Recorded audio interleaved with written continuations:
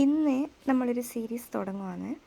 കഴിഞ്ഞ ദിവസം ഞാനൊരു പെയിൻറ്റിങ് ചെയ്തപ്പോൾ ഞാൻ പറഞ്ഞായിരുന്നു സീരീസ് വേണ്ടവർ, താല്പര്യമുള്ളവർ കമൻ്റ് ഇടാൻ.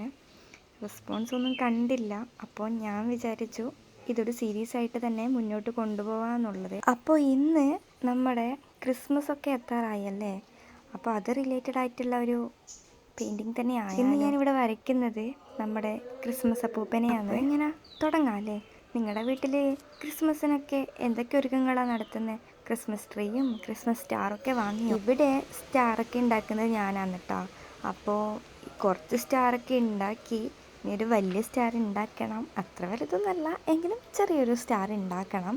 അത് നമുക്ക് ഒരുമിച്ച് ഉണ്ടാക്കാം. അതിൻ്റെ വീഡിയോ ഒക്കെ ഞാൻ ഉടനെ തന്നെ ഇടാം കേട്ടോ. ഇനി ഏതൊക്കെ പെയിൻറ്റിങ്ങാണ് വേണ്ടതെന്നുള്ളത് കമൻറ്റ് എന്തായാലും ചെയ്യണം.